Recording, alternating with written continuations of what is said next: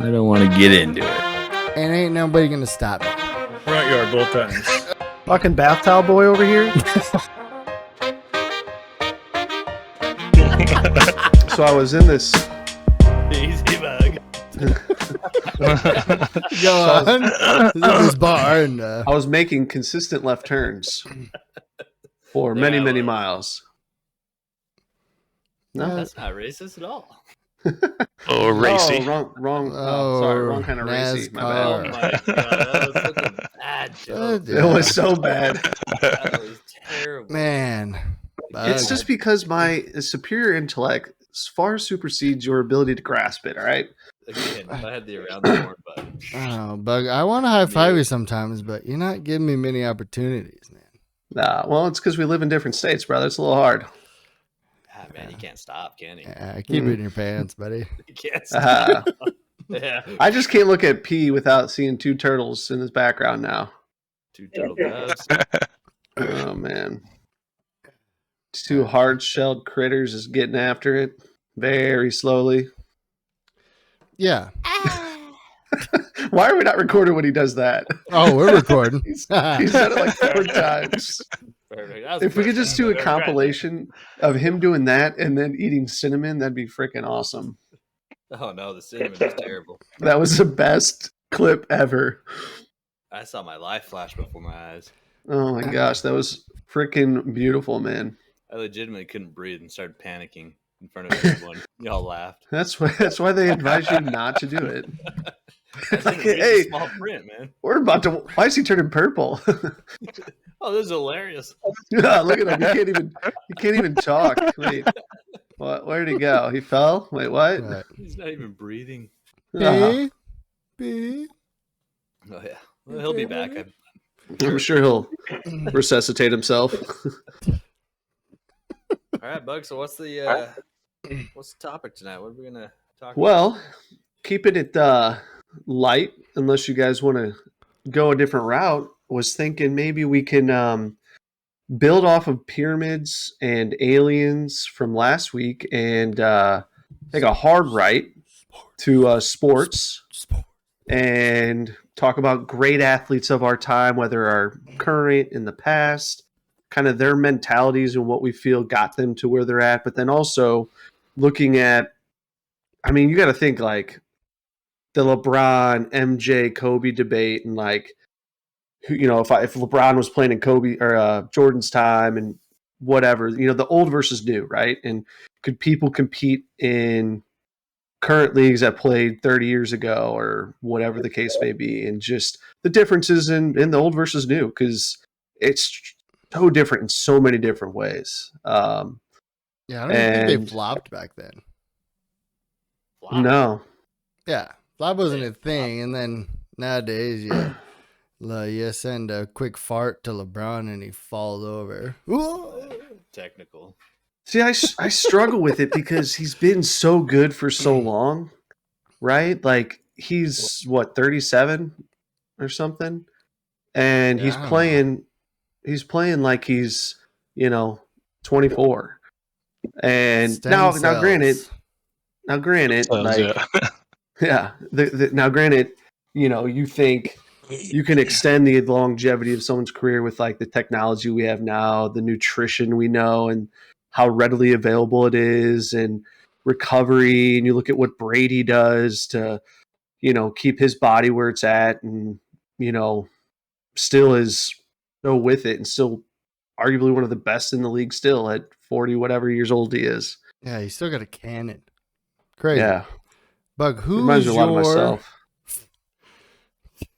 I'm afraid to ask this now. That's gonna be a fake answer. Bug, who is your favorite athlete of all time? Any sport. You can't say just any sport. Okay, basketball. Well, it used to be AI. Okay. I used to literally call myself the answer in the backyard, but It's because you guys are the same height. I still think I'm shorter than him, but I think AI is as tall as me. I'm more like Muggsy Bogues, baby. Oh yeah. No, Little I Nate, know little Jordan- Nate Robinson. Yeah, I know UW. Jordan's a cop out, like, but Jordan Kobe, man, just the mentality, the work ethic, they're just different breeds. And I think as a player, I'd have to say Jordan over Kobe, but I know more. I think I know more about the mentality, and it's been more documented of like Kobe's mentality and what he's done, and so like when I think about how he's gone about what he does, and the stories of like you'll never be the first one in the gym, you'll never be the last one in the gym. It's always going to be me, and just looking at his schedule, getting up at 3 and working out till 4, 5, having breakfast, going back to the gym, like it just was crazy, like what he did. And I also think, and then I'll pass the torch here, is I also just think like LeBron, I know like he just had his last game of the season and he didn't play. Well, Kobe would have played that game because he said little Timmy could have saved up a whole year's worth of allowance to get a ticket to come to see me play. Mm-hmm. So I'm playing tonight. I might be hurt. I might be whatever. I might tear my Achilles, whatever. But like I'm going to be there. If I can play, if I can suit him up, I'm going to be on that court because that kid may never have another chance to see me play. Yeah, that was my favorite story I've ever heard by Kobe. That story right there is my absolute favorite. Yeah, Kobe's so definitely mine. I mean, but I also grew up in that time. Like I witnessed Jordan as a young kid, but I was able to watch and appreciate Kobe throughout my teenage years and going on to my, early 20s. right. Yeah, I didn't get to see tons of Jordan. I mean, a little bit, but you're just a kid. I saw more of Kobe. And at first, I thought, Kobe, I was like, Kobe, man, always just getting in people's face, talking shit. I didn't like him much until I got older. And then I'm like, okay, talking shit. And then you find out that he works harder than everybody. And you're just like, man, you got to give the man respect, just like you got to respect the shit out of Brady, whether you like him or not. Brady is the best ever at quarterback to ever play the game. I mean, you just got to give it to him. Nobody's better under pressure. Nobody just makes shit happen more than that guy. Let me ask you that with the Brady comment, because I used to be not a Brady hater, but I just didn't like him because like when the Rams were still here in St. Louis, like we won in 99, 2000, and then like they owned us a year or two later, whatever Kurt it was. Warner. Yeah, and so like that was always a bitter taste in my mouth. But then like as I grew up and got older and like continued to watch him play and how he like went about things, I was like, it's kind of hard to deny that he's freaking amazing. But my question is, and no one's I can't foresee anybody having as many rings as him in the way that he did it and like whatever. But the little marks, and there's not many athletes don't have some mark on their record, right? But the little marks of Deflategate and like certain cheating things, like does that impact you at all in his legacy? No, I mean the deflate gate or whatever. I mean, I don't give a fuck if you deflate the ball a little bit. I mean, you still got to put the ball in the money. Like to me, it's not even like. What if that gives you an big of advantage? Okay, to me, it's not that much of an advantage. They still smoked the Colts like 48-6. Like that didn't make any part of the game any different. That's just stretching, just to try and tarnish something. Like that's just. I mean, that's trying to find something. The part that I didn't like is when Belichick would look at their offensive calls, like on their play sheet, and would figure out their hand signals and stuff, and then would adjust the defense. I put that on Belichick though. And Belichick's not a bad coach. I mean, people claw, scratch to win every game to stay in the league, stay relevant. But as for Brady, I gotta just give it to the man. I mean, he just makes shit happen with no receivers. He doesn't always have the best players around him, and he still wins Super Bowls. He yells and screams because he's so passionate about it. He ups everybody's game around him, right? So if he's all pissed off at somebody because they're not doing their job, I mean, I understand that. I mean, ask Steve. I yelled at Steve plenty of times. Well, the offense. It's got to be really hard to be a guy like Brady, to be a guy like Kobe, and these guys that you're never going to outwork. You're never going to be smarter than them. You're never going to like they know what's going to happen 7 plays ahead, right? And it's got to be hard being that person and then going and talking to your wide receivers or your running backs or your line and be like, why don't you understand this is going to happen? And that's got to be hard when you're at that tier, that epic tier of play, and trying to relate to players that are still amazing athletes, still super smart, but like nowhere near your level, right? And obviously he elevates people around him, you know. Yeah, 100%. But that's got to be, and I'll never understand that because it's like I've never been in that situation, right? And it would be interesting to hear their take on that, to ask one of those guys, like, how hard was it to like play with players that were pros, but not near your level? Like that's above where, you? Chemistry comes like above ability. That's why Brady was winning with so many Joe Schmoes at wide receiver that they just built around each other and kind of, I mean, they're around each other all the time, practice and everything. So you're around greatness, you're going to absorb some of it. Oh, for sure. Yeah. Right, but I mean, there you go. Peyton was good too. Peyton didn't win with like, you know, Marvin I mean, he had Marvin Reggie Harrison Wayne, for a long Miles time. Clark or anything like that. I mean, who did he have on the I mean, Broncos when he won? I honestly So don't many. really remember. He had Demarius Thomas, Oh, that's right, Julius that's right. Thomas, Wes Welker. He had That's right. a bevy of receivers on that team. Eric Decker. Yeah, Oh, Eric yeah. Decker too. Eric Decker was Oh yeah, that's right. Yeah. Oh yeah. Fuck, that was a good team. Oh yeah. Don't be afraid Good to And one. the guard. Seahawks went and spanked them. But I think That's a great Super Bowl. it was pretty cool Oh, to see. the best. I think it was pretty cool to see you know, Brady do it with another team, right? Like when you're around the same organization, the same coach, you're like, you could finish each other's sentences and all that. And I say this, and this is just devil's advocate, because like what Brady did and is apparently still going to do is just incredible. But he then, I feel like his challenges when he went to the Bucs completely flipped, right? Like he had to learn a whole new like group.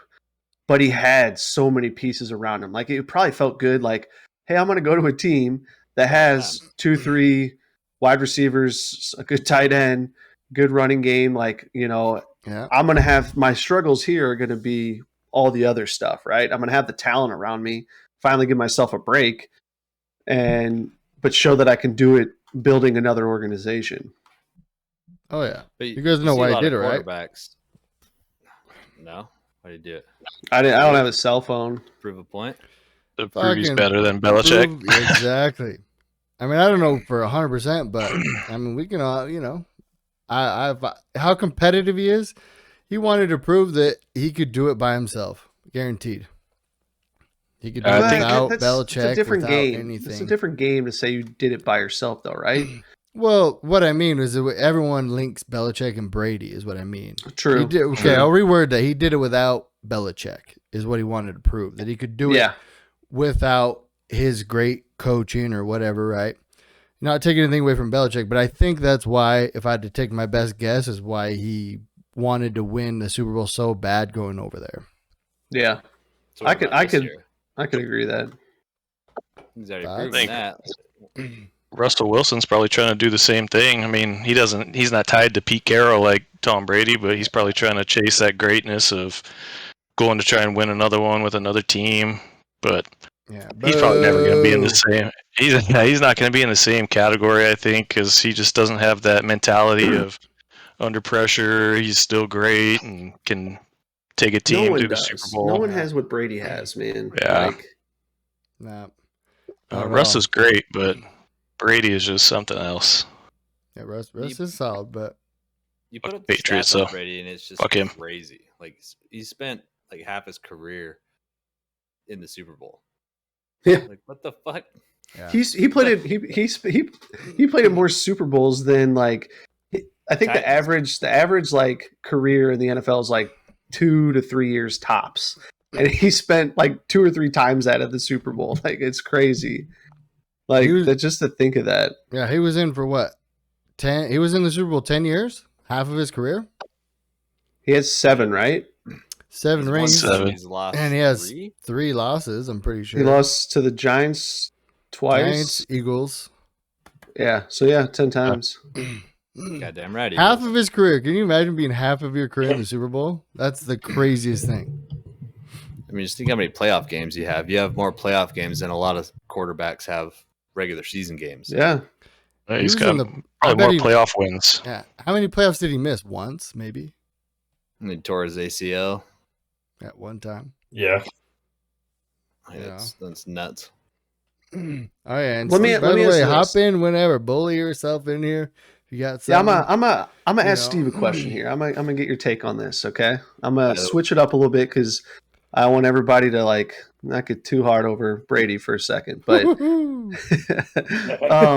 so It's this is almost there. Damn it. This has So come up. close. This has come up on another podcast I listen to, and I love hearing the rationale, the reasoning, and then the thought process behind it. But let's just focus on the major sports, okay? So MLB, NBA, NHL, NFL. If you want to throw something else in there just because of another reason, like let me know. But what do you feel? It's a Golf. two-parter. What sport do you feel? And take your own skill set out of it. Like, you know, I know Brad, you played football, right? And you know, everybody probably played different sports growing up. But what would you feel is the hardest sport to say play at a high level or be successful at? And then 2, what sport do you feel has the most athletic person in? Like you have to be the most athletic to play this sport. Hmm. So we'll focus on one. What sport do you think is the hardest to play? Steve. I think baseball. I think baseball is the hardest because hitting a 101 mile an hour fastball God damn it. from Yeah. 60 feet away, Followed by you a have 70 mile an hour. a half a second. Yeah, an 82 mile an hour changeup. Yeah. The difference and Yeah. that just hitting is what makes baseball Yeah. the hardest to A me. curveball flying at your face, and before it drops, coming in at 80. You Yeah. know, that I don't Yeah. know. I don't know. I- That's rough. Tough. That It alone- was insane. You'd have like no chance hitting against a major league pitcher. 0%. No. Chance. To make contact would be. I don't even know if I crazy. could bunt. Oh no. You probably bunted in your face. Yeah. That's Knock what I'd be myself afraid of. out. Yeah, fuck. I can create some windows in that mouth It thingy. is to be consistent in pitching. To throw a ball that hard, that often, in the same fucking spot every time, Yeah. that's nuts. I mean, I'm sure we've all done like the little pitching speed, like outside the games. Like, how much does that hurt your shoulder after a couple throws? Dude. Oh yeah, your elbow. Fuck. Oh my gosh. Yeah, and then you try to break 70 miles an hour. Good luck. Yeah. You're like crow hopping from 30 feet away, like Oh yeah. sprinting like a fucking bat out of hell and just yeeting the ball. And Yeah, there those goes your- machines broke. Fuck. Ah, that was clearly 95. Sure, it registered at 45. You need to, yeah, I think I could kick this ball faster. I think I broke the machine. That's the Oh, problem. yeah. The sad thing is, you do throw it that hard, like fastest throw you could possibly do, and you would have just obliterated the batter. You're not accurate. Oh You know yeah. what would be absolutely terrifying, in all honesty? Oh yeah. And this is I played baseball in college, not at a super high level, like, but I would be absolutely terrified if they're like, "Hey, go throw out the first pitch of the game." Like, I would be Yeah. terrified. I just like sail it Oh, off the yeah. back screen or something. Dun Just- dun dun dun. yeah. Oh yeah. You don't realize 10. there could be 5 Make people in the the stands. I don't top care. 10 for sure. Yeah, that'd be fucked up, dude. Or right That'd be after the- terrifying. Yeah, yeah. Yeah, I don't know if I could do it. Yeah, Yeah, I baseball is lost, definitely the hardest. I would agree. Yeah, Yeah. Yeah. baseball was tough. Yeah, baseball's only- pretty tough. You play so many games too. Yeah. You know, The only one that I would challenge it with, and it's because I played baseball my entire life, right? And granted, I wasn't like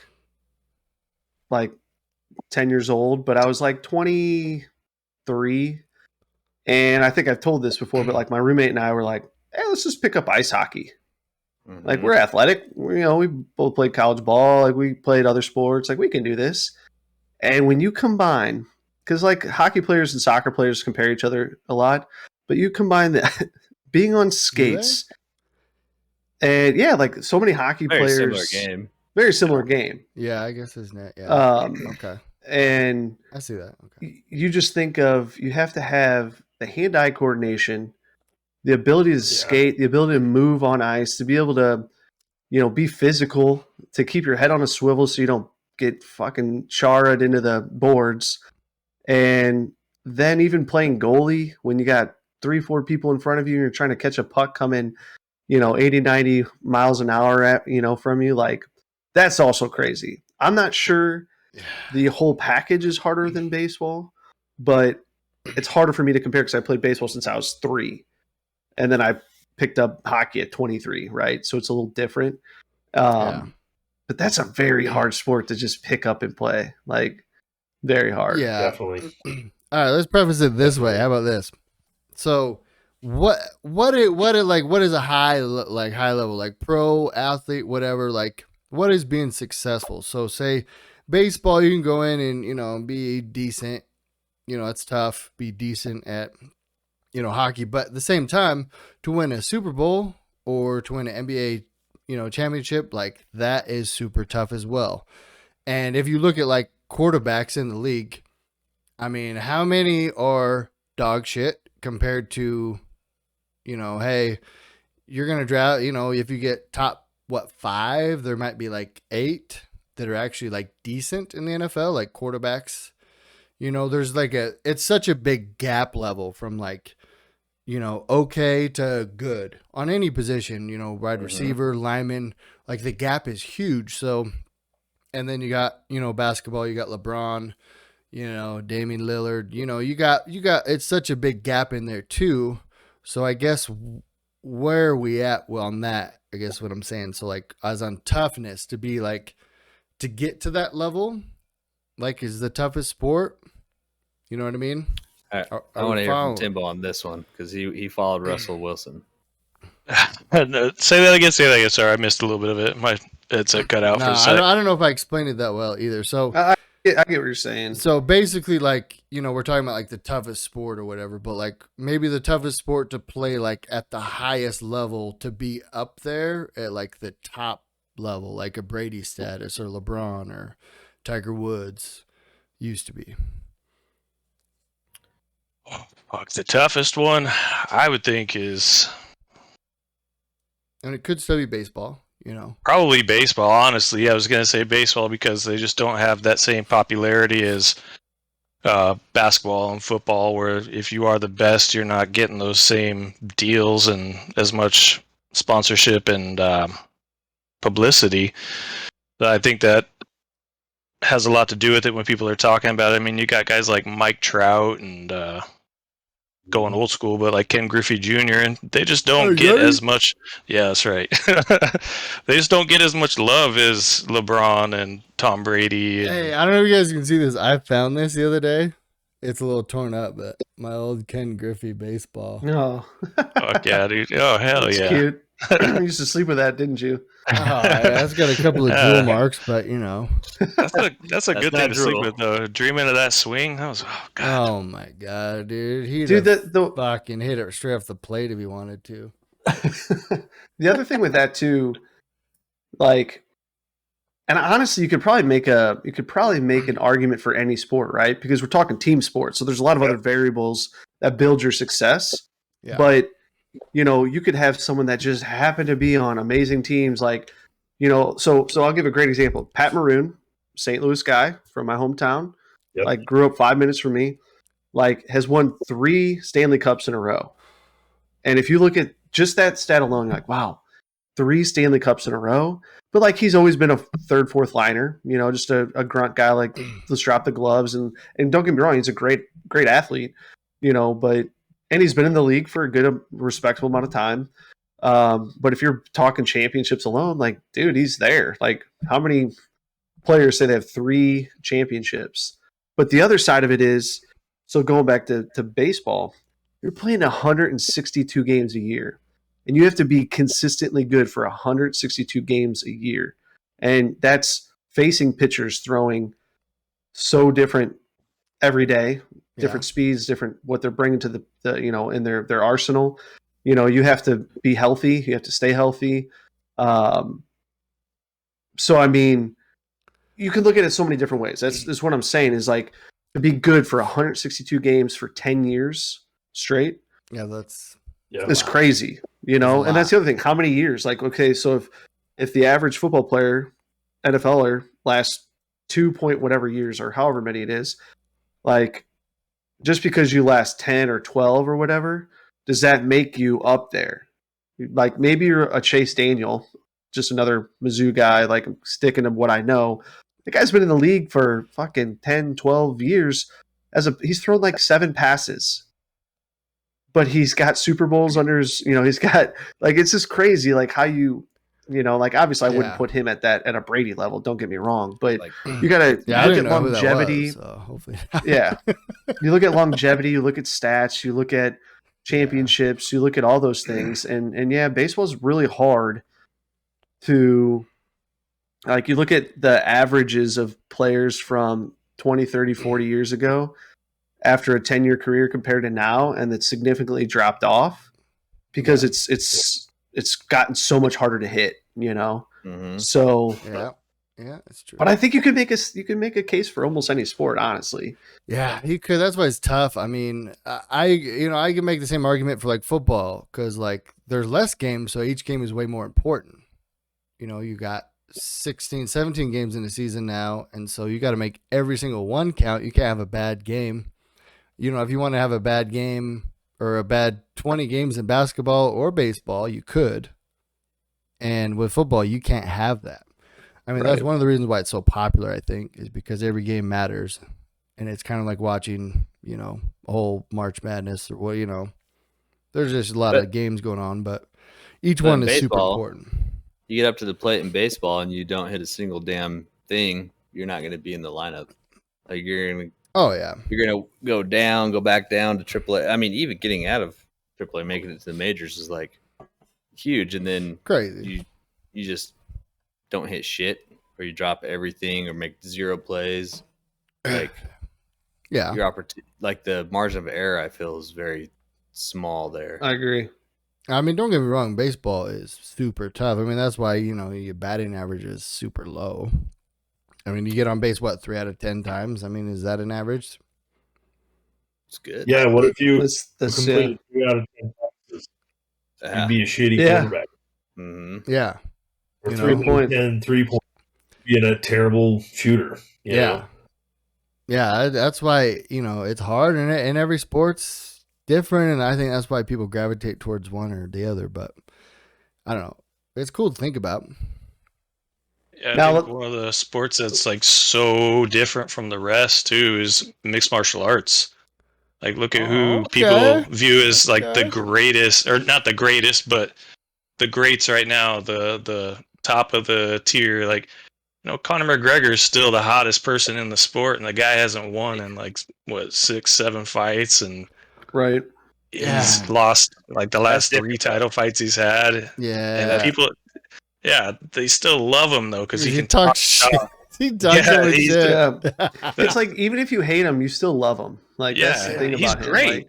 He's great. I will give him that. He's an amazing fighter, but he's not the best. But people still think he is. He sells himself. He promotes himself, and that's a whole different side of it too. It's like, and that's just your full on just solo one-on-one sport. Even though there's, plenty behind the scenes, training camps, everything that's just goes into it. But at the end of the day, it's mano y mano. Yeah. 1v1, which is huge and it's different. And I mean, kind of like golf is very different that way, where it's just you and you're going up against a bunch of other people. But at the end of the day, it's just you shooting the ball, making a shot. Golf. So ask the question for non-team sports? What do you think is one of the hardest, single, like it's all on you, right? Like, regardless of the training behind the scenes and the studying and the coaching and whatnot, but like, what would you say? You got boxing, MMA, golf, tennis, I'd say golf. bowling, gymnastics. I'm Now, sure are we there's talking more about I'm which missing. one's harder? Hardest to be successful at? Yeah. That one's real tough. I mean, boxing in my mind super tough. I mean, you just look at how many people are the greats, and there's very few. I mean, you got Tyson, Vander Holyfield, the Klitschko brothers, Mayweather. I mean, never lost. I mean, that's tough to do. Dude's a Mhm. defensive genius, counterpunching. I mean, I don't know. There's, Sugar Ray back in the day. I mean, there's a lot of great fighters and stuff, but just to be able to like see like so many punches coming and be able to slip them and not get knocked out or get caught. I mean, I also think golf's super fucking tough. It's just you, and you have to, there's so many different variables that go on, but like, I don't know. To me, I think it would be a little bit harder to box just because it's so fast paced and shit's coming at you. You don't have time to like set up, think about it, do this, adjust. You just have to go, think on the fly, throw hands, move, not wear yourself out. I mean, kind of the same with MMA, but I don't know. I just went with boxing though. Yeah, both those sports, that's why they say you have a puncher's chance. It's because even if you are the greatest, Mayweather could have, dipped the wrong way and caught a clean one, and he's not undefeated anymore. I don't know, but he His whole never legacy did is though. different. Never did. That's what's crazy. Never. But I mean, Tough that's to why do, there's man. a puncher's chance. Like if he would have caught it, then it would have been a different story. But it never happened. So that's pretty impressive. Yeah, that's what I'm saying. I mean, you look at even a lot of them will catch something maybe at the end of their career. Pacquiao. Love Yeah. you, Pac-Man. Got laid out. Yeah, but a lot of them will catch it at the end. Same in UFC. I mean, you look at like Chuck Liddell or whatever, they got, you just lose it and then you just get caught and then you go down and never. Yeah. Even dudes like with just hard headed, get beat up all the time, and all of a sudden they hit 40 and then they got a glass jaw. Weirdest thing. Yeah. But Man, that's I the only live- reason I would put I that live with shit the biggest higher. Chuck Liddell fan, man. It was kind of weird at times, but he was Wait, a your Chuck wife? Liddell. No, roommate in college. Man. Yeah, my wife. No, she was a Hey. Stone Cold Steve Austin guy. Did he shave his head like Chuck ever? He actually kind of looked like him. That was a creepy thing. And he was into MMA. Like in our basement, he had like the pads up and like, you want to spar with me? I'm like, no, man. Like, no, I don't want to. Like, you're twice my size and I'm fragile. So, Pussy. My friend my buddy was cutting my hair one time and he fucked it up. So I was just like, you know what? Just do the Chuck Liddell mohawk. And so I rocked that for a little while. nice. Yeah. Up until it boy. grew out. But yeah. You went and moved in with Bug. Yeah. Yeah, that's Okay. right. Yeah, I didn't know You you want- went to You want Lindenwood. to spar? You want to spar, bro? Get on the gloves. Shit. Oh, save some pussy, my man. You're probably raking it in. Yeah, Chuck. Chuck. Oh, That's man. right. Was he the Iceman or what? The Iceman. Yeah, Yeah. man. Fucking Iceman. Not Vanilla Ice. That guy was Ah. crazy. My other favorite person in the world. Vanilla Ice. I like Ice Cube, Vanilla Ice, Big fan of Iceman. ice. Ice cream. Big fan of Ice. Yeah. Ice cream. Yeah. Ice in your veins. Come on. Mm. Ah. Yeah, I think if we're talking about the toughest one-man sport, I think for me, I'd probably have to go with golf. Honestly, I've never really played it, but just thinking about it, all like you were talking about, all those variables, you gotta, I don't know which club to hit with, what the angle of the course is, where you're about to hit it, how the green is set up, all the different, Yeah. no course is the same. If you hit it here, it's gonna roll the fuck down into the river, and or you're gonna end up in the sand. You got to know about the wind. Like, that's just mentally tough. It's crazy, but Well, crazy the thing when hole you think about where they place the hole on the green, that changes the Oh, yeah. entire. Yeah, if it's back, if then the cup is in the back, middle, short. Yeah, it's Yeah. tough. They adjust the fucking game, man. tees. Oh, And you yeah. can never control the Small weather. tee. You could play a course 100 times at 75 degrees with no wind and be stellar. And then they move the pin, they move the tee box, and it's 30-mile-an-hour winds, then 50 degrees out, and you're a totally different golfer. Like I think there's so many variables, and I think the field is so much bigger. Like the pool of players that you have to Yeah. get past. I don't know enough about MMA and boxing. I'm sure there's tons, right? But in that variable, I feel like there's so many more golfers trying to make it, right? But you Yeah. hear like, I mean, when you think of golf, you think of a goat. Like you already know who the goat is when you talk about golf in an individual sport like that. And you hear, Jordan and people talk about Tiger that just had that killer instinct in a individual sport like golf.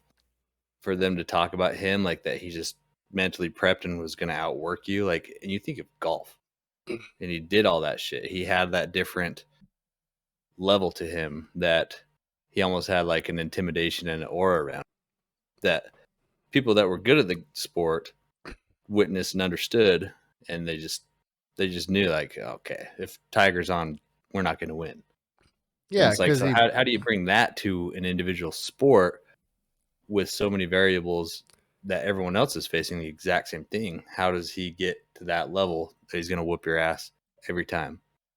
I mean, because he fucking he hit his putt and fucking walked over and shook the dude's hand like a fucking badass, and then the name was cemented in stone. Like, who does that? He's like, oh, okay. And it wasn't a short putt. It was Kevin Na. I don't know. Is that the That was nickname? him. Kevin No, Na. that's his real name. Nah. Yeah, he hit that putt and then he just walked over and shook that dude's hand and then he just sank. Right, he went and shook his hand. That was Photoshop, Brad. Buddy. that was a big video. Oh no. Oh no, I believe it. It was on video. Blouses. Yeah, it was pretty much a game blouses. Let me ask you this, boys. If you could play one sport for the same duration, right? It's going to be, we'll just say 10 years, whatever. Like your career is going to be the same length. You're going to have the same success regardless of what sport, and whatever level that is, right? You could be a Tom Brady, you could be somewhere in the middle, but your success is going to be the exact same. All the controllables are controlled, right? So all things considered, you don't have injuries, you have a healthy career, and you're middle of the pack. We'll just say that. What sport would you pick and why? That you're middle of the pack? No, just like, so everything that we can control, like, is controlled. Like you play the same amount of years. It's not like you're going to play golf and play 30 years, whereas football, you're going to play 5 years. Like you're going to play the same amount and you're going to have the same success, however that's measured. It's not like, well, if I played football, I'm going to be 10-time Super Bowl champ. But if I play golf, I'm only going to win one major tournament. It's all things that considered, same success, same longevity, whatever. Because obviously if you're going to pick, well, I don't know if I want to play football because like one hit could end me, right? And golf's maybe a little safer. Like just your health is the same, career's the same, success is the same. Trying to control it so it doesn't impact. I gotcha. Okay, You're taking your out thought. all like the variables. Okay, I don't know. I would just play football. I love the competitive aspect of it. I love the team aspect of it. I love playing as a team. I love outsmarting people. I like getting people around you hyped up and elevating them to a different level. And just, when the game's on the line, there's just something about it. Like driving down the field, like, hey, let's go. Let's get it done. There's just something about the game. There's so many players and there's so many different things that could happen, and everyone has to be on the same page, working it as one unit. And then there's the defense or whatever, or vice versa. Like you only get to play one side of the ball. And so a lot of it's, cheering and whatnot, but just, I don't know. I would just go with that just for those simple facts. I'd have to agree. I'd go football too, just because that team aspect and how big your team is. So there's a whole lot of people around you that you share your success with, and those create memories and stories, and then also relationships with a whole bunch of different people. So once it's all said and done, you have hundreds and hundreds of people that surround you, and you have similarities and stories to share. Build Yeah. after your football life is over. You have a lot of relationships there. Whereas, more individual sport, I'm sure there's a lot of people that help you out along the way and people know you, but it's just building an extended family through your employment and your passion. Can you imagine winning a Super Bowl and just celebrating with your team and all of the fans, just 70,000 people just going nuts? Like, to me, Yeah, that'd be so incredible. You'd remember all the people on the practice squad and all the little shit that just went along with your organization. 100%. So that's my answer. What about you, Steve? What would you do? I mean, I'd go baseball. Just I think it gives you the team aspect because you're around the same 26 guys, for the most part for the whole season. You go spring training with them. You come up through the minors with some of them, so you're building that same camaraderie and that team.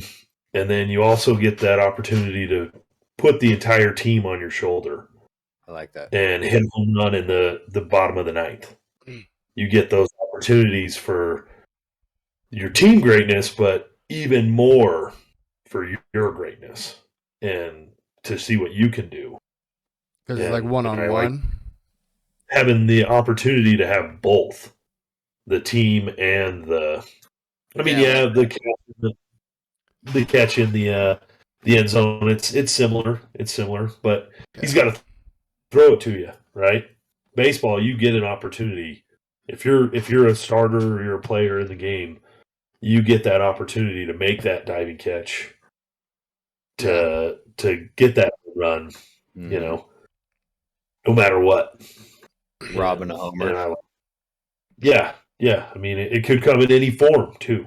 Yeah. Could come in the form of an awesome pitch. 3 strikeouts in the World Series, a home run in the World Series, whatever. Yeah. Walk off. I don't know. That'd be pretty legit. And that's my experience doing football for how long we did, and seeing the college basketball as well. So to me, I've always thought of baseball as the harder and the more rewarding. Yeah, rewarding. Getting that. Then again, I was a lineman, so I didn't get. I was a lot of glory. I know, not a lot of glory. They'd be like, "Great job, Brad." So yeah, I know, but I tried to give you guys props always. You grab my helmet, yelled at me all the time, Dick. That was a few times, but what a dick. When good shit happened. But I mean, I don't know. Like I try to, give credit where it's due because I can't do it if I'm getting bum rushed all the time. Yeah, exactly. I mean, same. There's a lot of that are the same for both sports. Yeah, I just like I don't know. I just like team stuff just coming together. I mean, I like the one-on-one stuff. That's cool, but just I guess in baseball I can see that because you can go celebrate with your team after and whatnot. So yeah, like I see it, and that's a good point. I mean, it's good. I don't know. I guess I just love football and the aspect of that. It's all fast pace. It's moving so quick. You have to think about it and be like, okay, what's going to happen? Even the O-line, you're going to be, okay, is this guy going to swim? Is he going to go outside? Is he just going to bull rush me? or receiver, like, hey, how far is this guy off? Is he going to throw it to me? If I sit down in this open zone, is he going to see me? And everything's moving at like under 4 seconds to get the ball. Like 4-6-3 double play though. Oh boy. You know, hit into a few of those. Short, he's got to trust that the first baseman's going to catch it, just like the quarterback's got to trust wide receiver's going to catch it. Exactly. But this is why I love sports, bro. This is all about this, you, Tim? all this. For me, it'd definitely be soccer. I played for 10 years as a kid, and that just brought out a competitive side of me that I miss now as an adult. But it, that was my sport, and I miss that super. I got way more competitive. Like I kind of felt like, I don't want to compare myself to Kobe, but like I felt like I felt like I was better than everybody else out there on the field. Like there was nobody better than me, and I thrived off of that. I loved going out there, and I played forward, so I'd go out there and score goals, or make some sweet assists to my teammates and get them a few goals if they were open. Pass them the ball, but then if there's somebody on the other team that was mopping us up, I always wanted to go back, defend them. I wanted to be on that guy, like even if he's on the opposite side of the field of me. Like, put me over there, coach. I'm going to end his game. He's done. He's not scoring anymore. That's what you need to have, though. It's like when you're good and you could prevent and stop something, or you could help them out, and you just want to be in that role to take on the best. Brad laughed at you, and I was laughing on the inside, just not outside. But no, I just wasn't expecting it. It's legit. There's nothing wrong with competitive. I respected everything you said, dude. Everything you just said. I was right there with you. I respect the hell out of that answer, dude.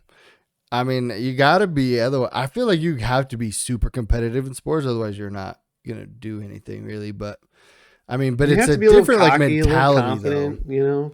But I think there's a difference between being competitive and being like, "Hey, I'm gonna dominate you."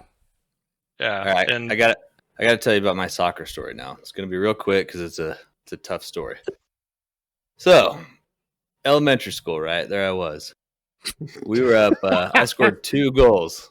We were up 4-0 at half. Coach decided to put me in as goalie. We lost 5-4. Oh man, cement shoes. Let's just say that I wasn't goalie after that. No, bro. You didn't get the game ball. Oh, no. Yeah, why did he take you out after you fucking dropped 2 dimes in the goal, and then he's like, come on. I remember specifically one rolled between my legs, and I was like, "What the fuck?" Wait, what? Hi, Mom. Oh, shit. Not again. You were legit picking dandelions in goal. Pissed me off because I scored 2 goals. So I was like, yeah, I'm doing it. I'm fucking Ronaldo. And then here I am just in the fucking goalie net, just letting everything go. So you guys would have lost 5-2 if you didn't, score those 2 goals at least. At least you kept it close. That's what I was saying. Man. That's hilarious. You can use your hands, right? Why do you keep taking these off the face? I wasn't used to it. I was trying to just bicycle kick things out of the net. P, stop taking these off the face, man. Just use your hands for once. All right, bud, you're up. What do you got? Man, this is tough. Because I don't want to be influenced by your guys' comments, but one thing that right off the bat hit me was I love the team aspect, and we're, other than golf, I do think there's something about a different mentality when you're playing an individual sport that you fail, it's on you. You succeed, it's on you. That takes a different mentality, and I respect that. And you're the one that has to dig yourself out of the hole, right? You think golf, and you have a few bad holes. How is that gonna affect you for the rest of the round? But I'm too much of a team guy. I love the team aspect, everything that you guys were saying. But I also want to have the confidence, and I want, if something has to happen, I want it to be me. And, you get a lot more of that chance in basketball. like, hey, you could take over a game in basketball Yeah. because there's only 5 people on the court per team, obviously, at a time. So like, you think football, you got, you get to play offense and defense in basketball. You get to play in both. You get to, just like baseball, just like hockey. It's like you're involved in soccer. You're involved all the time. Yeah. And I was kind of leaning that route, but I think my passion for baseball and listening to Steve, you talk, like, it would be so hard because I look back at a diving catch, or a game-winning hit, or throwing someone out. One of the things I loved to do was throwing someone out at the plate because it's a timing thing, it's an accuracy thing, it's a skill because you have to have the arm to do it, and then you have to rely on your catcher to make the play as well. And like, also I love that ability to like trust your teammates and being able to be a part of that as well. So like, kind of a cop out answer, like basketball's right there because you can really take over a game, I feel, more than like a lot of other sports Yeah. that are team sports. True. And you can really make some historic moments doing that. Like there's just so many plays where or previous games that's happened. But I think ultimately, yeah, I mean, because baseball is so challenging and stepping up to the plate where it's on the line, like, I hate to once again make a St. Louis reference, but David Freese, I'm assuming we all know his historic run. Hometown. You did this in front of your hometown. He grew up in St. Louis, and he just absolutely, against the Rangers, went nuts. Like, was a game tying triple, and then walk off home run. Like, he just was he like, to have that moment. You could have a shitty career the rest of your career, and he didn't have like a most amazing career, but you'll never ever not be a legend in St. Louis for what you did in that one series. Like, that's just that weighs so much on like that impact. Sorry, I'm getting emotional. You're talking to a Titans fan. What happened in St. Louis Titans Super Bowl there, Steve? Oh, you got to bring man. that shit. Mike Jones. Yeah, bring a bench in, dude. I just Mike need to knock Jones. Bug off his St. Louis. One time they go to the Super Bowl. Yeah. And Yeah, Kevin Dyson. Mike Vacuum. Jones. Game of inches. Yeah, that was crazy. I remember that as a little kid, actually. The Yeah. tackle. Wow. the tackle. Dude, I got off school the next day because of that.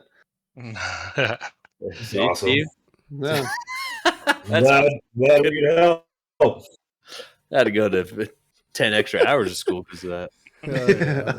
Yeah. The crazy thing is, I'm like actually a Titans fan now that I don't have the Rams. So kind of weird. A little bandwagoner. Yeah, come on, man. I dude, look at the Titans record when the Rams left St. Louis. They were not a bandwagon team to I'm jump surprised on. you didn't follow him, bro. No, they were they've not been good. Fine. no, and I mean, I'm still a Chiefs fan because they're in Missouri, but that would have been more of a bandwagon decision. Although Yes. I guess at that point they weren't that great either. They didn't have Mahomes yet, or Yeah. that was I think that Mahomes came after that. Creek. This is Andy Reid, buddy. Thanks to the that Eagles. Matt Caterpillar. Oh, that thing is a nasty caterpillar. Poisonous. That guy, you just gotta respect him just because of the stash alone. Well, yeah. But guys, I kind of want to get back into like the actual mentalities because that's one of my favorite part about sports. All right, let's transition. Like I don't know, Jordan, Kobe, Brady. I mean, each one. I mean, you got their debate that they're the greatest, but I don't know. Do you guys think they all had like similar mentalities, like outwork everyone, be the best? Do you guys think that they were different at all, or were they like basically the same, just different sports? I would say that they're very similar, but the idea of that is crazy when you think about professional sports. I mean, all these people in basketball, football, all that have worked their entire lives to be as good as they can get and to make a name for themselves and get into the league. And then you just have the select few that also have that, but just have the ability to step it up and not be mentally broken, not mentally be beaten, and also have a mental edge over you to excel. Because there's plenty of people that were bigger, stronger, faster. That didn't matter. No one was faster Yeah. than Brady at quarterback. Well, no, I mean that's I saw his documented. combine. Old cement shoes. Absolutely. That was a blazing speed. I mean that's Had a that's a trail rushing behind yards. him, dude. Yeah, Obviously, he's the Trail of fastest. tears, So, like, for instance, like Kobe and Jordan. I mean, same sport, kind of similar. I mean, Jordan was Kobe's idol, Mhm. but like, I mean, I don't know if you guys watched The Last Dance, but Yeah, like, that's good. dude, solid. But even Jordan would like play games with like the janitors or like the little people at the stadium, like, oh, who can get this quarter closer to the wall? And would throw. He's just so competitive in every aspect. And I don't know if like Kobe did that or if he was more like, hey, I'm going to dominate you on the court because I've heard around town that I think, that you think you're better than me. Or, just the fact like Jordan could have a shitty night and then have some scrub be like, oh, having an off night, Jordan, and then boom, drops 24 points in the fourth quarter with like 5 minutes or whatever, just goes off. Or, Brady, I mean, I know there's more, but it's top of the head, like, or Brady, I mean, he's just so competitive and just expected the best out of everyone. I think they all had that in common. It's almost a curse because you can't turn it off. Yeah, I think Jordan Yeah, had that. Can't turn it off. I definitely think, you definitely can't turn it off. But I think there's a lot of commonalities between those mindsets, but everybody's going to go about it slightly different. To say two people are exactly alike is very hard to say. And I would say there's a lot of overlap in what they did and how they did it. But, while Jordan's betting, the locker room attendant, like how close Yeah, they how get a crazy quarter is to the that? wall, Kobe's thinking that's time wasted. I could go drop, 50 more shots in the gym while you're doing that. Like, so they're both still showing their level of competitiveness, but they're still going to go about it a little bit different. And I know we Yeah. keep going back with this Kobe Jordan debate, and it's possibly arguably one of the biggest ones like that you reference, right? Because they played against each other at the same time. But one of the coolest things that I loved was two things. Kobe idolized Jordan, like you said, like that was his idol. But then when he got to play against him, zero fear. He still thought he was better than him. Even as a rookie in the league, he's like, I idolize him, but I'm now the guy, right? Yeah. And like to have that mindset, not to be intimidated, is insane to me. Like that is crazy, and it shows. And I go back to this. I'm killing myself because I want to say Patrick Beverly because it just sounds like what he would do, but the inbounds under the basket, Matt Barnes. Matt Barnes, that's right. Okay. Oh, and he him. and he got him Stone like cold. maybe a quarter of an inch from his nose. Didn't even phase him. I'm like, dude, that guy, he's got something going on in that brain that's just different. Like, he's like, you're. I know that puss, sounds Matt silly to Barnes. like reference. Fuck you, Matt but Barnes. You're a puss. He's like he's already passed this inbound. He's already thinking about 2-3 plays ahead. Is what he's doing. He's not even worried about where you're going right now. Like he already knows what's going to happen. The best Like, is what it's so happened crazy. in the game before that. Like him and Matt Barnes were just getting ticky tack, and Matt Barnes is trying to get under his skin, and Kobe's just like, nah, I'm Kobe Bryant. You're Matt Barnes. Yeah. That's the look he had. Oh yeah. The look he had on his face for that inbounds pass is just, you ain't got shit. You got nothing for me. You got nothing on it. But just imagine if because you can separate those particular two people. Like Kobe and MJ, but imagine if LeBron had that same mentality. It'd be a different story. Like he would have the potential, the physical attributes to let him excel to a crazy level. And he's already achieved so much, but if he had that mentality that they had, he would be an animal. Yeah, I was just gonna bring that up, dude. Like, I was just gonna say, like, a lot of the greats aren't the biggest, fastest, strongest. They're just them, and they dominate. Like Jordan, I mean, he's big, 6'6", Yeah. but he's nowhere Big close to LeBron. No, LeBron LeBron's could a bully. great trade. Yeah, and like, can you imagine if LeBron? I don't know. Yeah, if they had Jordan's mentality, like LeBron would crush everyone if he Yeah, really because- wanted to and like had that super drive. But and that's the thing. Some people have it, some people don't, or some people will have to go through shit, or maybe it's the fact that they're a little bit smaller. Like Kobe wasn't the biggest either. Like maybe the fact No. that they are a little bit shorter in stature, or like they have to feel like they have to prove themselves because they haven't been the golden child since high school, or whatever, and they had to come in and Kobe earn was. it. Yeah, but he wasn't very fucking big. Came in like a little runt, little scrawny he's- string bean. he's- Came in like Durant. He's He was wearing a Jordan medium size. jersey. Looked like he was swimming in it. Yeah, He ended up being similar to Jordan, but but where LeBron I was kinda massive wanna go- coming in. He was big boy. Is what I'm but saying. you saw that, a glimpse of that when LeBron was trying to win a title for Cleveland, because you saw how hard he tried to work for Cleveland.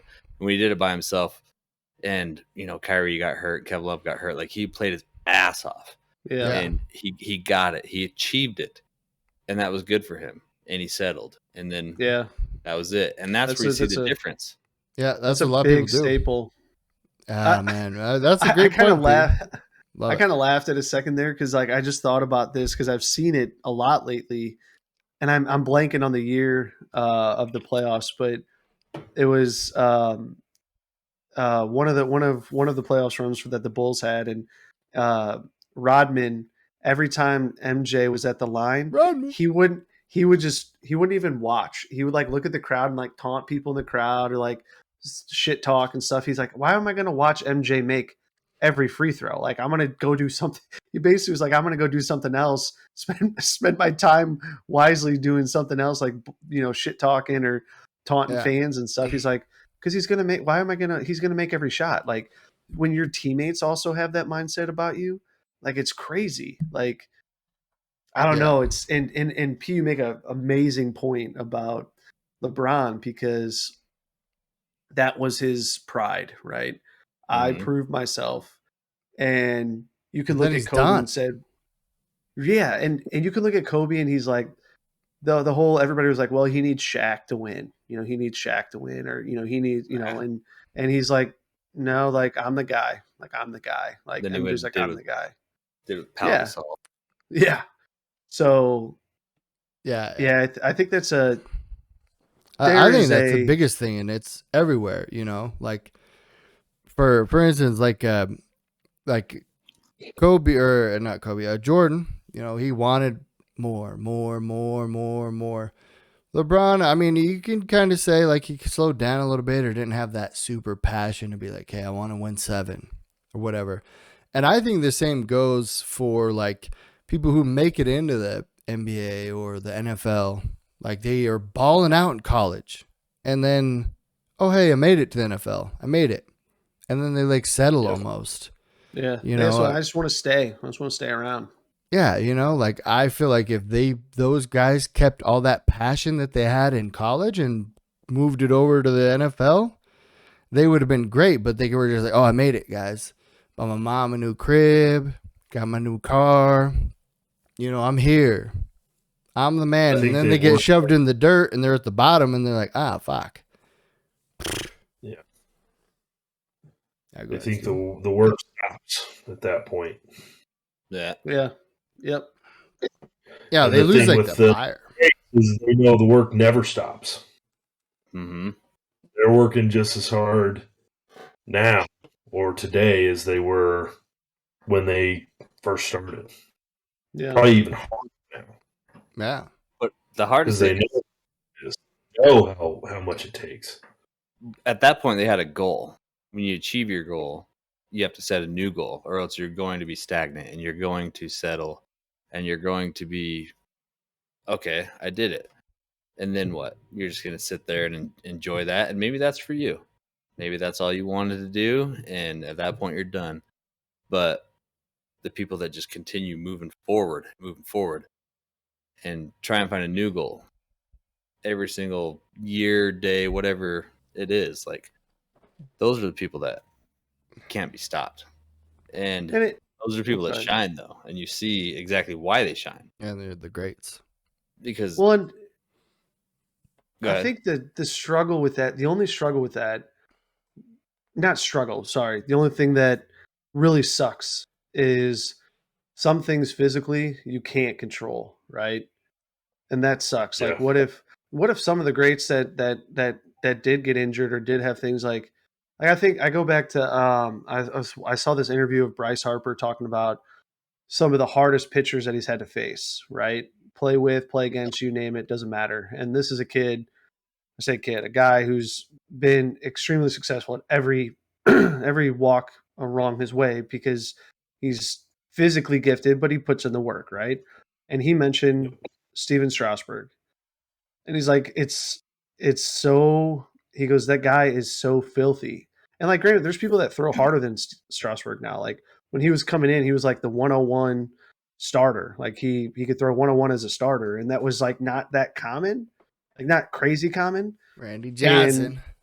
Well, yeah, but the way he described it was everything else he had was filthy too. It wasn't just that he threw hard. He had 4 other pitches. He's like he had 4 or 5 good pitches in his arsenal, like great pitches. And we were talking about it earlier. You're facing 100 miles an hour, one pitch, then something coming at your face and dropping at your knees. The next pitch, 30 miles an hour difference. And no, I'm gonna keep that out there. That's gonna stay out there. I already know where that's going. Me too, buddy. But it was just cool to like listen to him, talk about. He's like, yeah, I faced Kershaw, I faced Scherzer, I faced these guys, but like, he goes, I just wish he could stay healthy. I wish Strasburg could stay healthy because like, who knows the crazy numbers he could put up if he just always seems like he's hurt. And I just think about that in all sports, right? Like, you can't, some of that you can control, just like if you're not eating healthy, if you're not exercising, you're not stretching, you're not taking care of your body, like that's one thing. But if you're doing all that and then you have a freak accident or you get a concussion that puts you out and you never come back quite the same or whatever, that's what really sucks because you want to see the greatest be great as long as they can. Yep. Yeah. Huh. It's like, what kind of mental toll does that take on those people too? They prepared their whole lives and they know their potential and they don't doubt their potential. Nobody does. But then a stigma comes around you that injury prone. And that term sucks. Yeah. Because it's like anybody could be injury prone. Yeah, it's just as bad as an asterisk on your name. Yeah. Deflate. Yeah. I digress. Let's go. Yeah. I mean, but RG3. Yeah, RG3 too. He was, you talked about like his play style led into it, but he played that way his whole life. And that's what he's good at. And he was a phenomenon outside of Michael Vick. Like, he was a hybrid quarterback that was just tearing the NFL up. And then boom, boom, boom. Yeah, he got busted up his knee. He was never the same. Like, you watch his throws weren't the same. His throwing motion wasn't the same. His release wasn't the same. It's weird. Like, it just, I don't know. His mechanics changed. Yeah, which is odd to me. But, that happens. You got that. Yeah, the mental block almost. Which is... it's got to be there. And then you see people like who are considered like some of the best at their position, like Barry Sanders. Never won a title. But he's arguably one of the best running backs of all time. That was just a freak athlete. Never Megatron. I think he's just Detroit. Yeah, now that you mention it, Detroit. Stafford left. Stafford left, won the Super Bowl. I think just Detroit sucks. About them Rams, huh? From Vegas, Yeah. so Yeah. But I got a question for you guys. So how about this? If Kobe, Brady, all the greats, I mean any sport, if they didn't play their sport and they were just, they didn't play any sports, how about that? And they were in life. Do you guys think they would dominate in life, like building a business or becoming great at something? yeah, I think. I do because that's the mentality. Yeah, 100%. Yeah. Yeah, it's just driven. It's in them. Exactly. Yeah, they're going to Be learn the that skill way. set they need to be successful at whatever they end up doing.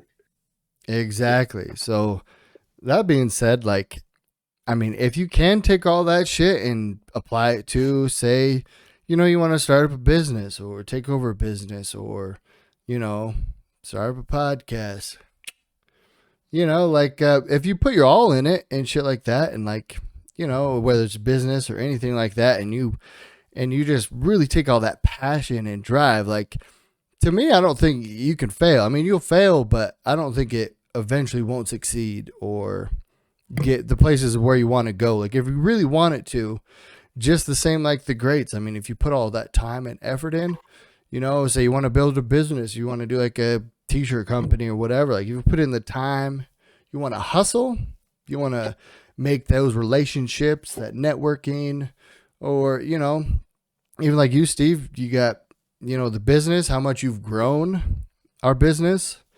Like, it's crazy to me. It just takes all that drive, passion.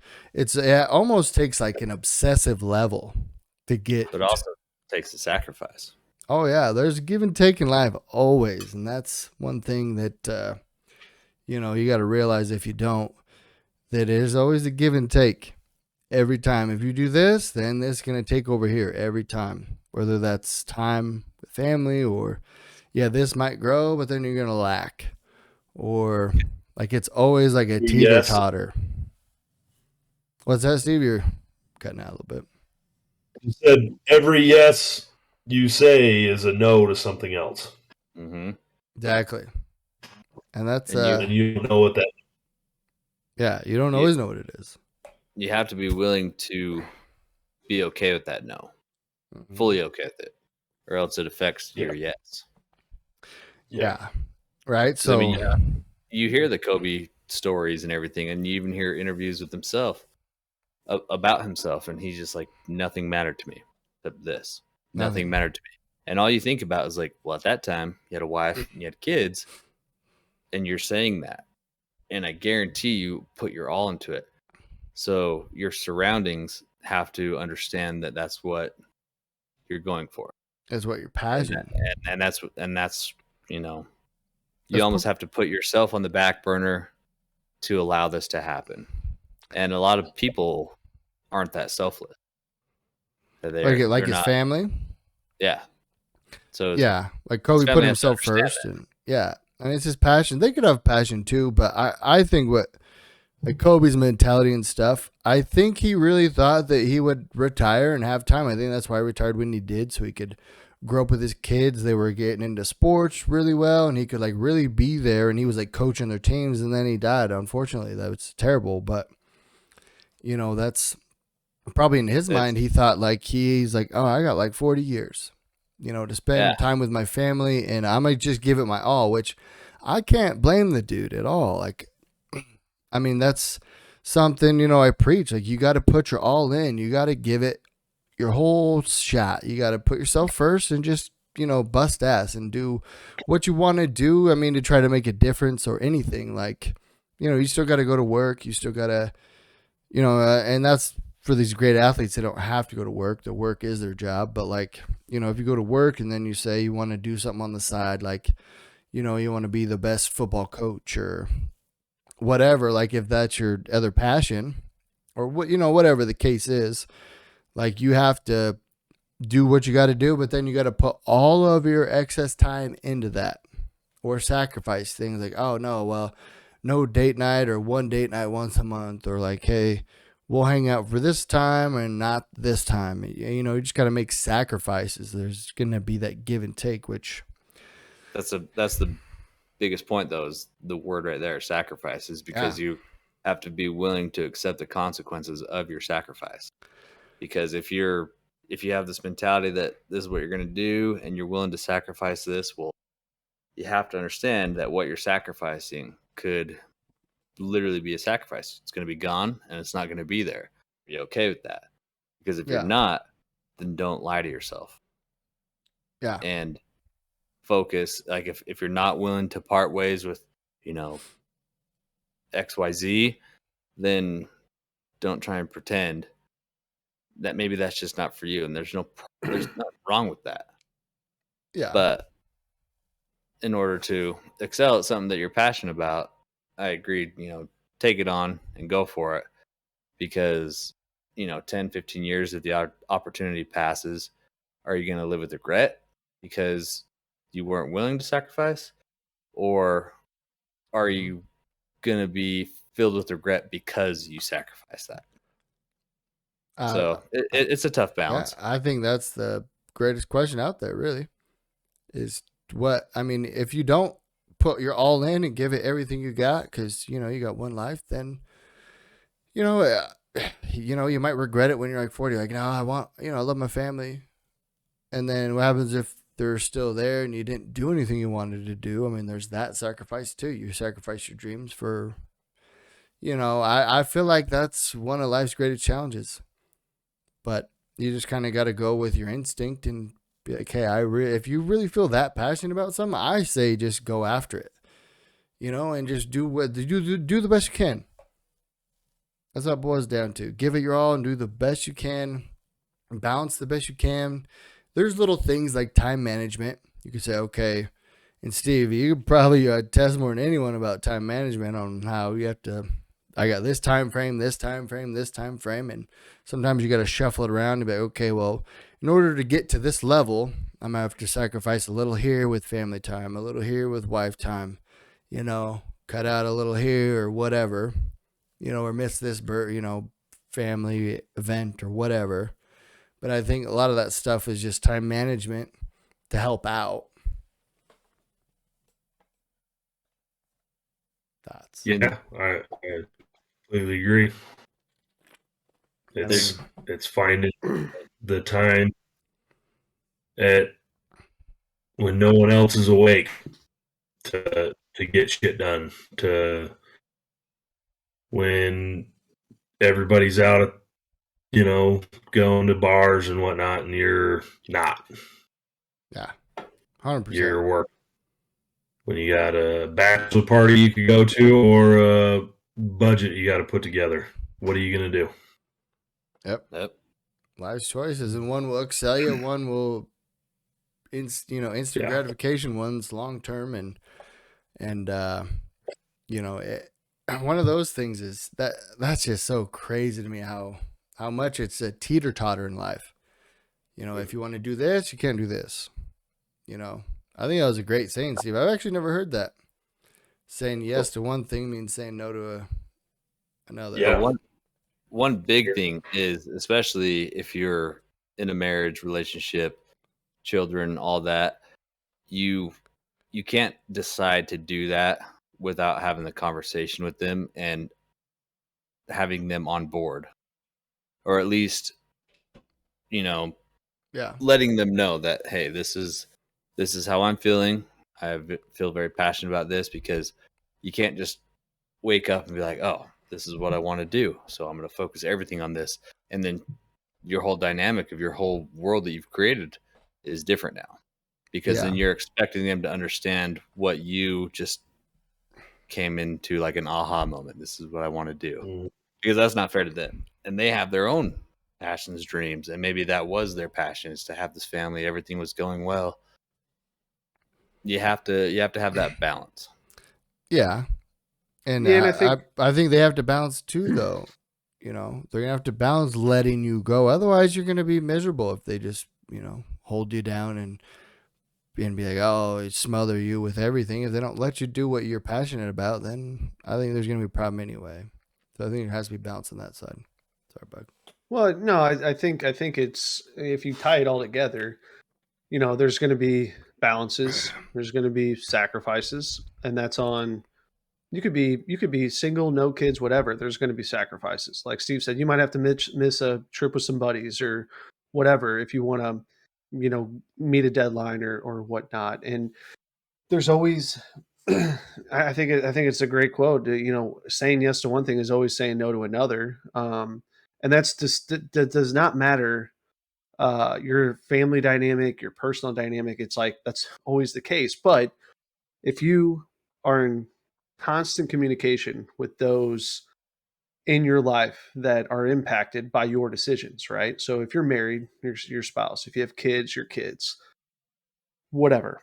If you're in constant communication and understanding of their passions and their understanding of yours because you're talking and you're like, well, you doing this on this day is going to conflict with me doing this on this day. Okay, how do we compromise that? You're going to have those moments, right, that are a little awkward, that are a little tough, and one might have to take a bigger sacrifice on this week, but then you come back the next go around and you kind of flip the script, right?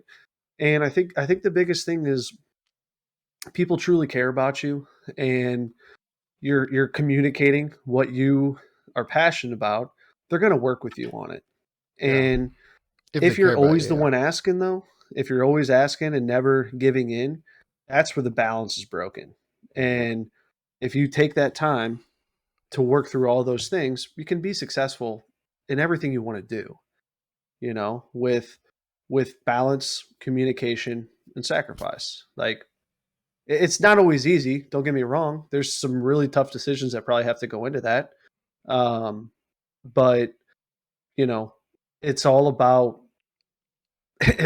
those three things in my mind, right?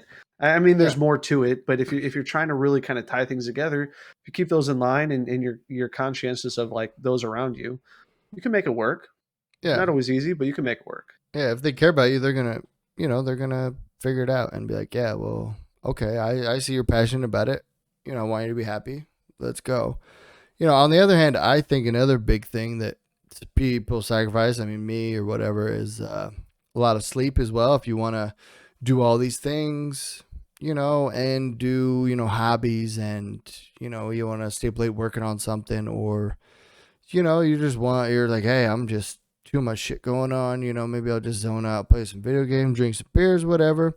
You might have to sacrifice some sleep, but, I think that is the go-to for a lot of great people who've done a lot of great things. I mean, Arnold's, one of his greatest quotes is, oh, I need more sleep. He's like, well, sleep faster. The world doesn't stop ever. The world's always going. The world ain't going to wait for you. So you either got to get it done and sacrifice things, maybe it's sleep. Maybe you want to go and do a podcast and spend time over here and, hang out with your buddies and do this. You might have to sacrifice a little sleep, and, that just is what it is. And you're going to have that talk with yourself, or sacrifice some other things, but there's always going to be a give and take. But I think, one of the biggest things, like Kevin Hart, The Rock, they always say they sleep like 5-6 hours, maybe every time they get up and they get after it. And I'm sure they got crazy diets and, they probably don't drink tons or whatever, but 17 Red Bulls a day, maybe, but they get after it and they get it done to make life better for them and their family and to make whatever mark they're going to make on life, which is awesome. It's pretty cool because I love one of the things that Kevin Hart said, and he said, your life's a book. What's going to be in your book? How is your book going to turn out? How do you want your book to turn out? Do you want it to be like, oh, hey, I just went and did this and did whatever? Or he's like, do you want it to be an exciting book? And I did this and I got up here and I sacrificed here and I, made movies and I made people laugh and I, sold out shows and I just made things happen and I made positive influence to everyone around me and I changed lives. He's like, what do you want written in your book? And to me, that's just so many things just sit with me like so well, and I love it, and they just resonate and make so much sense to me because he makes a lot of good fucking points, man. What do you guys want to be in your book? How do you want to be turned out? You just want to be like, hey, I just I did all right, kind of a family man, and that's cool if that's what you want to do. But if you want to do something big, I mean, you got to go get it. You got to just put it all in and say, fuck it, send it, I like Joe Dirt's Life's a Garden. Dig it. dig it, Deep. That's deep. Dig it deep. It's short. to the Quotes to live by. You know another good one, and like you may laugh at this if depending on how you know this person, like because we already laughed at are you guys aware of like Rob Dyrdek? point. Yeah. Yeah, I think smart motherfucker. He's Yeah. underrated.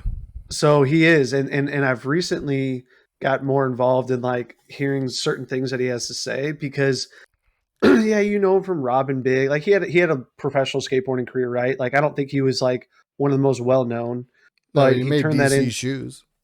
Well, yeah, and he turned that into look at what he turned that into, and he had Robin Big, he had was it Dream Factory, whatever Fantasy Factory, and but then all the business, all these business ventures that he has, and I recently saw an interview that he was asked about like his schedule, and you're talking about sleep and everything, and he said, yeah, my body, he's like, I sleep what my body tells me to, he's like, it's normally around 7 hours, but he said, I get up at 4:30 in the morning. And because it's important to my wife that we share some time together before we start our day. And he was like, and this is not quoted by any means, but basically the story was, I get up at 4:30, I answer these emails, I plan my day, I write down everything I'm going to be doing, make sure my schedule's aligned, and I get all that done. And then I have breakfast ready, coffee ready, whatever, like for his wife. And then we spend breakfast together.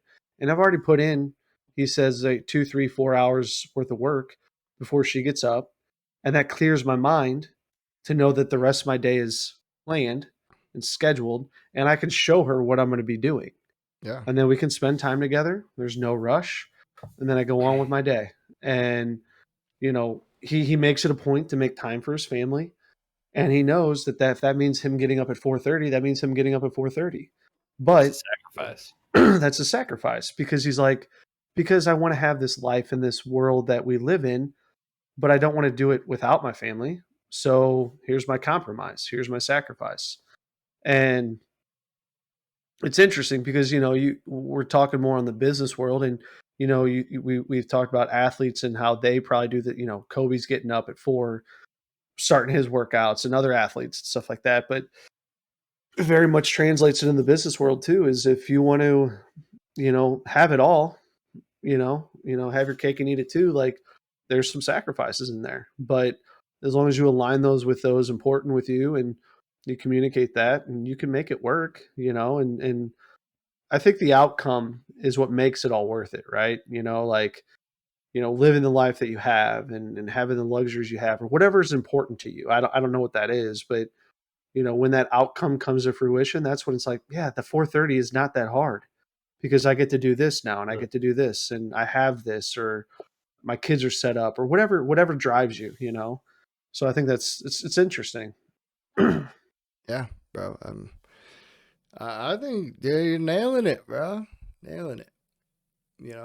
They call me the modern day Rob Dyrdek, but yeah, bro, you look just like him, dude. Same hat. I've never caught. I cannot ride a skateboard nor own a single pair of DC shoes. Other than that, though, a little tidbit. You're the modern day. Yeah. No, not many people know that about me, nor do I. But I just taught myself that. To that point, I mean, I agree. 1,000%, dude. You kind of nailed it, and whether you got to sacrifice it. I mean, you don't even have to get straight sleep if you want. I mean, there's so many times where I'm like, okay, well, maybe I'll stay up a little later tonight. I feel like I need it or whatever. And then I'm like, all right, well, maybe, the wife's working till like 5 or whatever, and I'll get home at like 4, 4:20, your favorite fucking time. And that's maybe squeaking a little, a little tiny nap, give you that little energy to boost yourself up to go do something or, to spend time or whatever. Like, you just got to fit it in where you can, do everything you can to sacrifice. I mean, just try to take advantage of every little bit of time. And if that's doing something productive or sometimes maybe taking a little nap or, self-reflection or whatever. But, just try to, nobody's perfect, but, try to take advantage of all these times. I mean, sometimes it might be scrolling through some shit, but a lot of that's waste of time. But like, there's a lot of time you could squeak in on a lot of different things. Because, a lot of people say, oh, I don't have time. And I'm guilty too. But like, if you actually broke down all your time and how much time you waste, how much time you spend on little stupid shit that you probably shouldn't or doesn't give a fuck, like, you could probably cut out that shit and like open up like a couple hours in your day. Probably. Yeah, more than likely. I mean, we're all guilty of it too. It's just we categorize it as like I need this. I need to just sit here and do this. I need to relax. I need to do this. But I mean, sometimes, yeah, absolutely, you do. I mean, there's nothing better than just having the downtime and just to, recoup, refresh, just reboot. But sometimes, you just get home and instead of taking that little nap, just go and do the little 15 minutes of cleaning and just see how much different it makes you feel. Yeah. A lot of times it won't stop at 15 minutes because then you're like, oh, okay, I need to do this. And then it just, you build the momentum. And then at the end of your little session, you're just like, oh, what would I have been doing? Just laying down. I got plenty of time to do that. Yeah, if you're scrolling through TikTok for like 3 hours every day, you probably need to fucking change that. If that's the case, then you got plenty of time. I think a big part of that, like what ties that together, is self-awareness, right? Like, because you could say, well, I could go to the gym, or I could do the dishes, or I could fold the laundry, right? But like everybody has their limit, and I think it's okay to sometimes admit, man, I've had my limit. So yeah, I am going to sit down, or I am going to take that 20-minute nap when I could be doing something else. Like, I think self-awareness is huge, and really understanding what your body's telling you. Like, I know what your mind's telling you, mental health, physical health, and personal health, like with the relationships that you're trying to like continue going. And this has actually been very, very prevalent or present in my life today. And that I've been like kind of working through is all those things, like balancing relationships, my mental health, my physical health, and like man, yeah, like all those things. Like, but the more self-aware, the more I learn about myself, I know my limits. And the more you know your limits, the more you know what you need to do to get yourself back on track. When you feel like it's not a nap I need to go for a run to clear my head. Or maybe clearing your head is to get the dishes done and the laundry done and the clean up the house because it's just making you stressed out because you feel like you're claustrophobic all of a sudden. Like, I think it's really important, like, to focus on self-awareness and like what is the equation that will get you through to the next day to be the most optimal you can be, right? To be most effective at your work, to most effective at home, and most effective with your personal life, like your mental health, all that. Like, it's tough, and it's something I've struggled with a lot lately, trying to understand because it changes, so much with kids, changing a job or whatever. So but the crazy it'll thing is, be always. So one thing I've never had a problem with is when I go to work and I have a task, I'm trying to learn it. That's what I'm doing. And I have no problem just getting that shit done and working on that and having that like my goal. And once I achieve that, and I take a lot of pride in that. And then when I get home, it's like that's what I've learned is I can't kick my boots off because I've kind of lost that flow. And I've lost the self-discipline of just like, oh, okay, so now's my time to just relax. When if I'm still in that mode, then I'm still, okay, I got to get this done, and this done because it needs to be done. And if it was a job site or something, and I needed this task done, and I had to get this task done by this time, I would do whatever I could to get it done. So why doesn't that translate over when I get home? It's just because of my own discipline and mentality about it. It's because I don't have someone to tell me, you have to do this. And it turns into like I can manage my own time now and do it on my own schedule. And then that's when you start to see the laundry piling, the dishes piling. But if, you had a boss saying, hey, those dishes have to be done by the end of the day, they'd be done. Yeah. If you had the same mentality at work or at home that you do have at work. Yeah. I mean, and that's where it comes into why are you doing it? Like self gratification, make the wife happy. What is it that drives you? Yeah. But when it gets done, you have that self gratification. You're just like, oh, nice. Task is done. I feel accomplished. Yeah. So why don't I do that all the time? A lot of it is discipline, I think. You discipline yourself. Yeah. Self-discipline. I mean, I don't know. Correct me if I'm wrong, Steve. I think Jocko says that a lot. Yeah. Jocko, yeah. Jocko Willink. He's awesome. If you guys haven't listened to him, fucking listen to that guy. He's super smart, well-rounded, a lot of discipline. But he always talks about discipline yourself, discipline, your life. Because he's, if you don't discipline something, he says it always leaks over. And so he always says, oh, if you want to sleep in, he says you have to have that discipline, because if you sleep in, then usually just all your tasks just pile on the next day, and then your workload's twice as much. And he said that can lead to like stress and other types of things. But also, Bug, I want to touch a little bit on what you're saying. For me, a lot of it goes like, trying to eat healthier, and I'm not fucking good at that shit either, but eating healthier will give you more energy. Recently I kind of figured out, well, talking with my dad, actually, I figured out that I probably have a lot of allergies because I've been so fucking exhausted. Like, can't keep my eyes open sometimes when I get home, and I'm like, I've been sleeping, I've been doing everything, like, what the fuck? And then my dad's like, hey, take some of this allergy shit. And I have a couple times, and I've just been like, whoa, Phil, I can breathe out of my nose. I can do things that I want to do. I'm not just like, feeling like my eyelids are just going to collapse at any moment. And like also feeling like you have like a mild like cold at all times. It just sucks. Like I didn't realize that. And then he pointed it out, and I'm like, fuck, maybe I need to look into that. And then you take more, and all of a sudden, boom, you have more energy. You're more focused, but just like self-care, self-awareness. And I don't know how much self-awareness you can do on that, or noticing that. Maybe I should have just noticed like, hey, I've been super tired, maybe something's going on. I thought it was like maybe I'm eating shitty or whatever, but there's tons of variables for that, yeah. And you could have anxiety, you could have a sleep issue, right? I do have sleep apnea, by the way.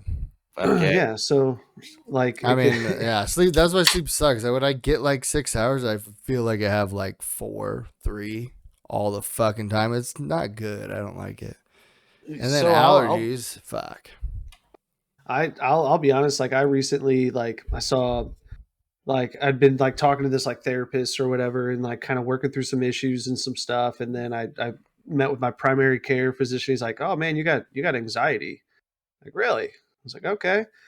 And he's like, let's just start you on this like really mild dose, and just kind of see if we can kind of kickstart it and just see how you react to it. It was just like almost like it was going to do a little bit, right? But it was more so to test like side effects and stuff. So I did that. Mhm.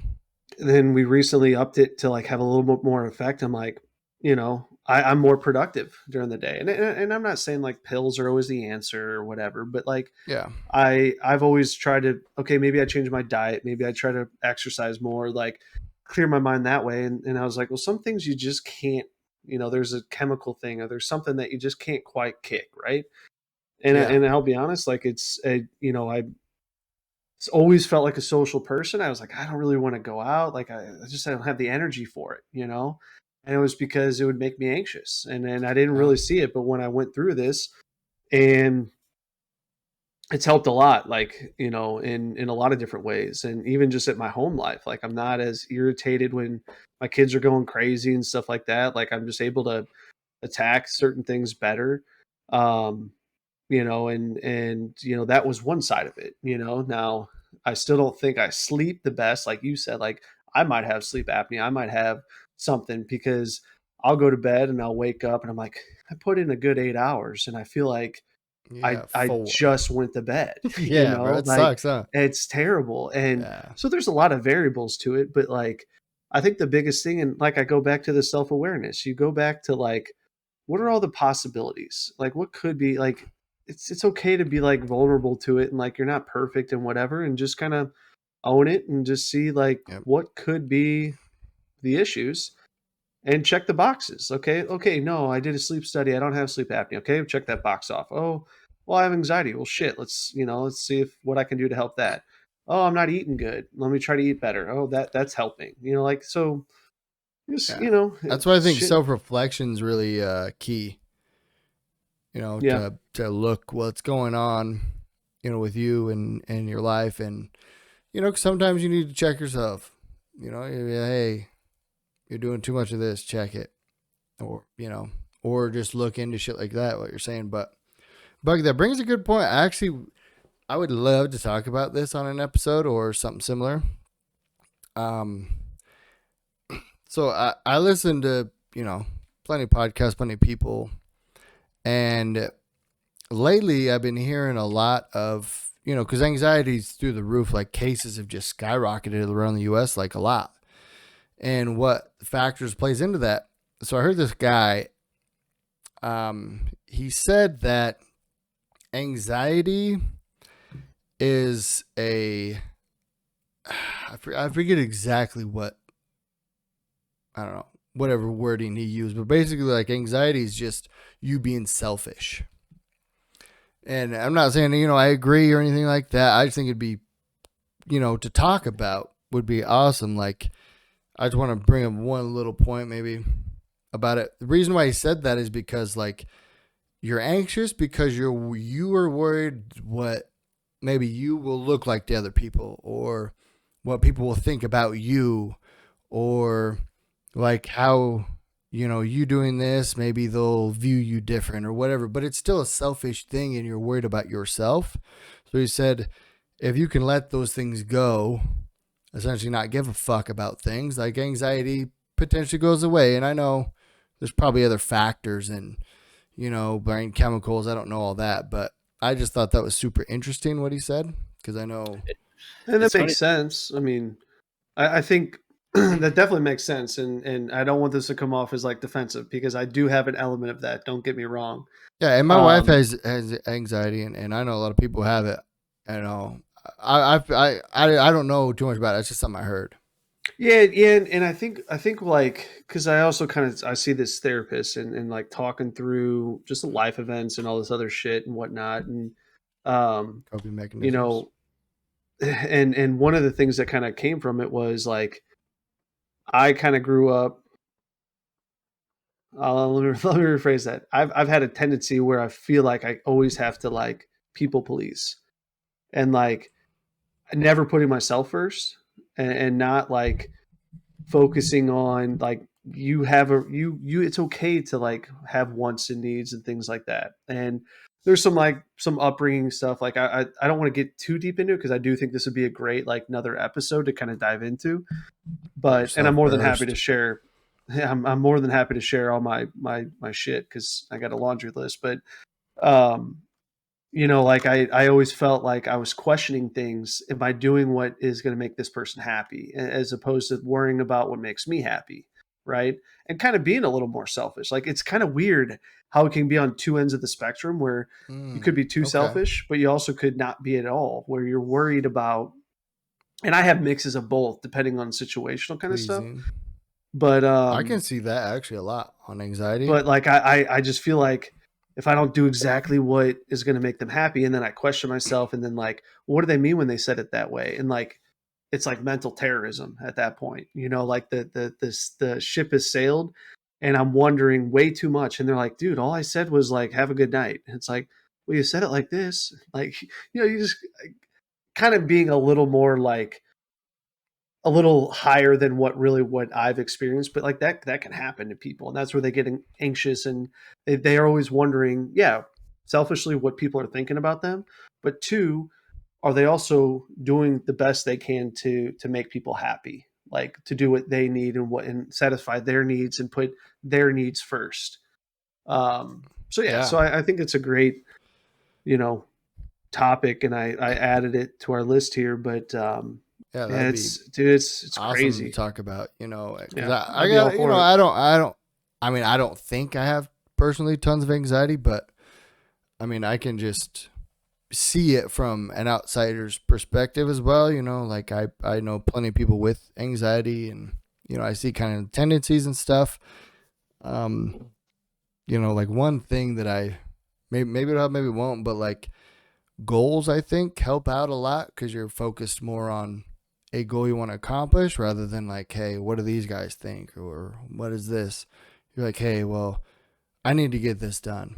Or I need to, I want to put a lot of time and effort on this. So you fuck everything else, all this outsider shit or whatever. Like, oh, I don't care what he fucking thinks because I really want to make this happen and I'm passionate about it or whatever. Like, I think that is one thing. The weird thing about anxiety, because like strangely, all you know me pretty well, but like I have like a social anxiety, and you would never guess it if you put me in a room of 6 people. Like I'm always the one to make a quick little joke, light up your smoke, just the witty little responses, and That's but anxiety responses?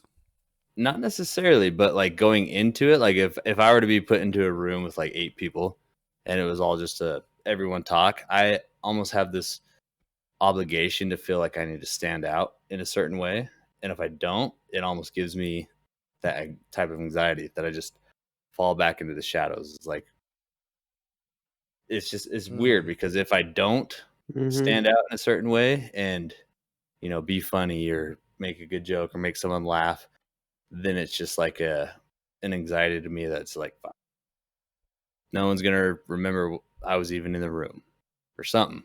But I mean, I know Steve and Brad, they know me pretty well in a social setting as far as like being around people. But would you ever picture that as far as how I am? Like, I mean, now that you pointed it out, maybe I can see a little bit. a little bit. I guess I never like tried to connect those dots. Yeah, no, I would have never put the two and two together there. No. But those dots are going on in my head before I even am into that situation. But when I'm in that situation, you won't even notice it because I won't let you guys see it, and I'll just do my own thing and just kind of try and stand out in some type of way. Yeah. Whether it's through humor or just to make sure a comment that I make is, said out loud to the point where it's recognized. But then if nothing happens and I'm just like, shit, you really just kind of backed out in the shadows and no one even cares. Like no one thinks of it that way. Right. Well, what if you thought about it different? Right? So picture this, right? Picture like say we're in the office or whatever and you want to I got to stand out, I got to make a joke. What if you just tried to make like me laugh or something? Or, instead of like, hey, if I don't make an impression, maybe no one cares. Maybe no one will like me or whatever. I don't know what exactly goes on, but like, what if you just thought about it different? Or like, like, hey, what if I just, I just want to make you laugh or whatever, or whoever's here. Like, what if you just like made it more of like about them? You know what I mean? Yeah, I can see that. And kind of going a little bit in a different direction, but I feel like Nick kind of has the same thing. Oh, Nick definitely has to make an impression. But he's like way more over the top than I am. Yeah. And a lot of times it's just like, and he goes in a funk if he doesn't.